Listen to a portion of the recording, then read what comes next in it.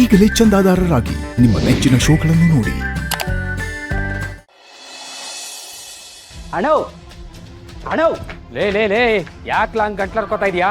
ನಾ ಇನ್ನೂ ಬದುಕೇವನಿ.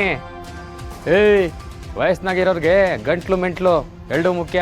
ಗಂಟ್ಲು ಕಿತ್ತೋಯ್ತು ಅನ್ಕ ಓ ಅಯ್ಯ ಅಮ್ಮಯ್ಯ ಧರ್ಮನೇ ತಾಯಿ ತಂದೆ ಅಂತ ಕೂಕ್ಕಳಕ್ಕೂ ಗಂಟ್ಲಿರಕ್ಕಲ್ಲ. ನೀನೊಳ್ಳೆ ಸಾ ಅನ್ನಂಗಿಲ್ಲ ಸರಿಗಪ್ಪ ಅಂತ ಶುರು ಹಚ್ಕತಿಯ. ಏಯ್, ಬುದ್ಧಿ ಹೇಳೋದು ಬಿಡ್ಲಾ? ಸುದ್ದಿ ಏನಂತ ಹೇಳು. ಅದಕ್ಕೆ ಆ ಶಿವಮಂತ ಹೋಗಿದ್ರಲ್ಲ, ಪೆದ್ದುಂಗೆ ಅವ್ನ ತಂಗಿಗೆ ಮದುವೆ ಮಾಡಿಸ್ತೀನಿ ಅಂತ ಹೇಳಿದ್ರಲ್ಲ, ಏನಾಯ್ತು? ಇನ್ನು 8 ದಿನ ಪಾರ್ವತಿ ನಂಗೆ ಬೇಕಾಟೆ ಕಾಯಕ ಹಾಕಿಲ್ಲ. ಓ ದೇವ, ನೀನ್ ಹೇಳಿದ ತಕ್ಷಣ ಮಾಡ್ಕೊಳ್ಳೋದಕ್ಕೆ ಅದೇನ್ ಮಕ್ಕಳಾಟ ಅಲ್ಲ, ಮದ್ವೆ. ಇಂದ್ರಿ, ನನಗೊಂದು ಡೌಟು. ಮದುವೆನೂ ಮಕ್ಕಳು ಮಾಡ್ಕೊಳಕ್ಕೆ ತಾನೇ ಇರೋದು? ಸರಿಯಾಗಿ ಬರುತ್ತೆ ಬಾಯಿಗೆ. ಆಮೇ ನನ್ನ ತಮ್ಮ ಅವನೇ, ಹೊಸ ಮರ್ಯಾದೆ ಕೊಡು. ನೀವಿಬ್ರು ತಿಕ್ಲಾಗ ಆಡ್ಬೇಡಿ. ನಾನ್ ಏನೋ ಪ್ಲಾನ್ ಮಾಡಿ ಅವ್ರನ್ನ ಬಲೆಗೆ ಬೀಳ್ಸ್ಕೊಳ್ಬೇಕು ಅನ್ನೋ ಪ್ರಯತ್ನದಲ್ಲಿದ್ರೆ ನೀವಿಬ್ರು ನೋಡಿದ್ರೆ ನಿಮ್ದೇ ಲೋಕದಲ್ಲಿ ಇದ್ದೀರಾ. ಅದಕ್ಕೆ ಏನೋ ಬಿಸಿ ರಕ್ತ ತಡ್ಕೊಳಕ್ಕಾಗಿಲ್ಲ, ಅದಕ್ಕೆ ಮಾತಾಡ್ದೆ. ಇವಾಗ ನೀವು ಏನು ಅನ್ಕೊಂಡಿದ್ದೀರಾ ಅದನ್ನ ಹೇಳಿ. ಒಟ್ನಲ್ಲಿ ನಂಗೆ ಪಾರ್ವತಿ ಸಿಗ್ಬೇಕು ಅಟ್ಟೆ.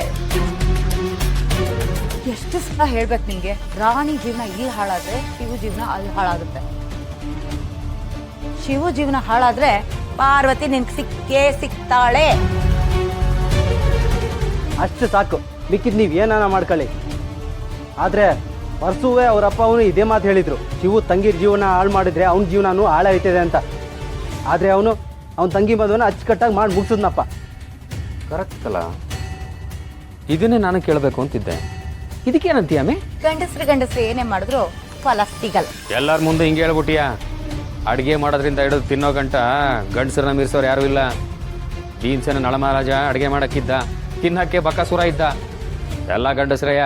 ಭೀಮಸೇನ ನಳಮಹಾರಾಜ ಅಡಿಗೆ ಮಾಡೋದಕ್ಕೆ ಖಾರ ರುಬ್ಕೊಟ್ಟಿರೋದು ಹೆಂಗಸ್ರೆ. ಅಂದರೆ ಏನತ್ಗೆ ನಿಮ್ಮ ಮಾತಿನ ಅರ್ಥ? ರಾಮಾಯಣ ಮಹಾಭಾರತ ಯುದ್ಧನ ಮುಗಿಸಿದ್ದು ಗಂಡಸ್ರೆ, ಆದ್ರೆ ಅದು ಶುರುವಾಗಿರೋದು ಯಾರಿಂದ? ಹೆಂಗಸಿಂದ. ನಾನೀಗ ಮಾಡೋದಕ್ಕೆ ಹೊರಟಿರೋದು ಅದನ್ನೇ. ನಾನೊಂದು ಹೆಣ್ಣಾಗಿ ರಾಣಿನ ಈ ಮನೆಗೆ ಸೊಸೆಯಾಗಿ ಕರ್ಕೊಂಡು ಬಂದು ಯುದ್ಧನ ಸಾರ್ತೀನಿ. ನೀವ್ ನಿಮ್ ಮುಖದ ಮೇಲೆ ಮೀಸೆನ ಬಿಟ್ಕೊಂಡಿರೋದು ತಿರುವುದಕ್ಕಲ್ಲ, ಈ ಯುದ್ಧನ ಮುಗಿಸಿ ಅದನ್ನ ಗೆಲ್ಲೋ ಹಾಗೆ ಮಾಡ್ಬೇಕಾಗಿರೋದು ನೀವುಗಳೇ.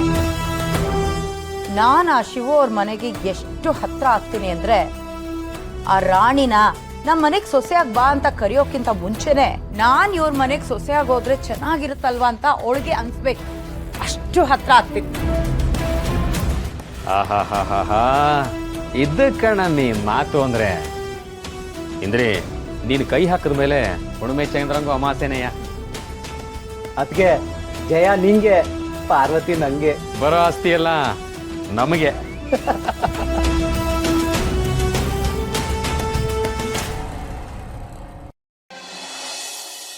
ಅಪ್ಪಯ್ಯ, ಏನು ಯೋಚನೆ ಮಾಡ್ತಿದ್ದಿ? ಆ ಪಾರ್ವತಿ ಡಾಕ್ಟ್ರು ಕೋಟ್ ಹಾಕಬಾರ್ದು ಅನ್ನೋದಕ್ಕೆ ಏನೇನೆಲ್ಲ ಮಾಡ್ಬೋದು ಅಂತ ಯೋಚನೆ ಮಾಡ್ತಾ ಇದ್ದೆ. ದೊಣ್ಗಳೇ, ನಮ್ಮ ಮನೆ ಗುಡಾಂಡಾಗೆ ಒಕ್ಕಿ ಬೇಳೆಗಿಂತ ವೈಡೂರ್ಯಗಳೇ ಜಾಸ್ತಿ ಅವೆ. ಯಾವ್ದಾದ್ರು ಒಂದು ಪ್ಲಾನ್ ಬಿಸಾಕಿ. ಹ್ಞೂ ಕಣಪ್ಪಯ್ಯ, ಯಾವುದೇ ಕಾರಣಕ್ಕೂ ಅವಳಿಗೆ ಡಾಕ್ಟ್ರ್ ಅನ್ನೋ ಪದವಿ ಸಿಗಬಾರ್ದು, ಹಂಗೆ ನಾನು ಮಾಡಪ್ಪಯ್ಯ. ಈಗ ಈ ಪತ್ರ ಬಂದಿರೋ ವಿಷಯ ನಮ್ಮ 3 ಜನಕ್ಕೆ ಮಾತ್ರ ಗೊತ್ತು. ಅದು ಬಿಟ್ಟು ಇದು ಅವಳಿಗೆ ಬಂದಿರೋದು ಗೊತ್ತೇ ಇಲ್ದಂಗೆ ಮಾಡಿಬಿಟ್ರೆ? ಅದು ದಿಟ್ವೆಯ್ಯ. ಆ ಪೋಸ್ಟ್ ಮನ್ ಅಪ್ಪ ಈ ಮನೆ ಅಡ್ರೆಸ್ಗೆ ಈ ಪತ್ರ ತಂದು ಕೊಟ್ಟವನೇ ಅಂದರೆ, ಭಾರತ್ ಅವರು ಕಾಲೇಜಲ್ಲಿ ಓದುವಾಗ ಈ ಮನೆ ಅಡ್ರೆಸ್ಸೇ ಕೊಟ್ಟಿದ್ದಾರೆ. ಇದರ ಅರ್ಥ ಏನು ಹೇಳಿ? ಹಂಗಾರೆ ಪತ್ರ ಇಲ್ಲಿ ಬಂದೈತೆ ಅಂತ ಪಾರ್ವತಿಗೂ ಗೊತ್ತಿರ್ತೈತೆ ಅಂತ ಅರ್ಥ.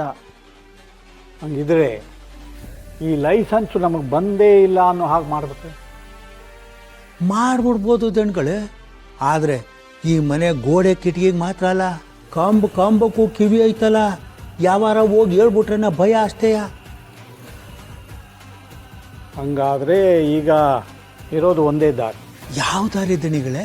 ಈ ಪತ್ರ ಅನ್ನೋದಕ್ಕೆ ಒಂದು ಜೀವ ಇದೆ, ಅದೇ ಇಲ್ಲದೆ ಹೋದರೆ? ಅಲಾಪಯ್ಯ, ಒಂದು ಹೋದ್ರೆ ಇನ್ನೊಂದು ಸಿಗ್ತದೆ. ಇವಾಗಿದ್ರು ಕತೆ ಮುಗಿಸಿ ಏನು ಪ್ರಯೋಜನ? ದಡ್ಡ ಲೈಸೆನ್ಸು ಸಿಗೋದು ಅಷ್ಟು ಸುಲಭ ಅಲ್ಲ ಕಣೋ. ಬಸ್ನಲ್ಲಿ ಕೊಡೋ ಟಿಕೆಟ್ ಮೇಲೆ ಬರೆದಿರುತ್ತೆ ಇದನ್ನು ವರ್ಗಾವಣೆ ಮಾಡೋ ಹಾಗಿಲ್ಲ ಅಂತ.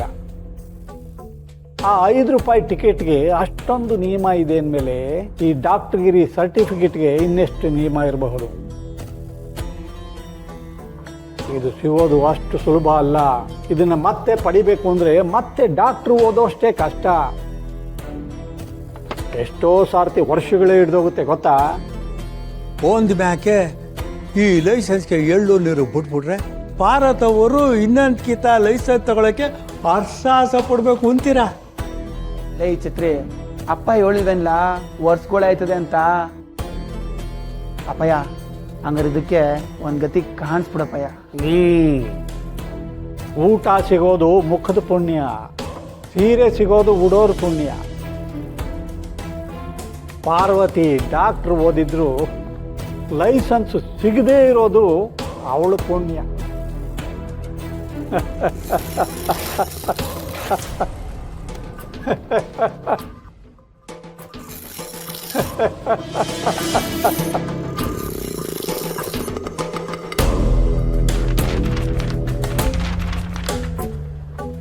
ಹಂಗಾರಿವಾಗ ಪಾರ್ವತಿ ಡಾಕ್ಟ್ರು ಆದಂಗೆಯ. ನಾನು ಅವಳನ್ನ ಡಾಕ್ಟ್ರು ಓದಿಸಿದ್ದು ಶಿವು ಮನೆ ಉದ್ಧಾರ ಮಾಡಲಿ ಅಂತ ಅಲ್ಲ. ನಾನು ಮಾಡಿಸೋ ಮದುವೆನಲ್ಲಿ ಲಗ್ನ ಪತ್ರಿಕೆ ಮೇಲೆ MBBS ಅಂತ ಬೀಳಲಿ ಅಂತ. ಆದರೆ ಅವಳು ನನ್ನ ವಿರುದ್ಧನೇ ಹೋದ ಮೇಲೆ ಅವಳು ಓದು ತಲೆನಲ್ಲಿರಬೇಕು, ಆದರೆ ಅದಕ್ಕೆ ಬೆಲೆ ಇರಬಾರ್ದು ಅಲ್ವಾ?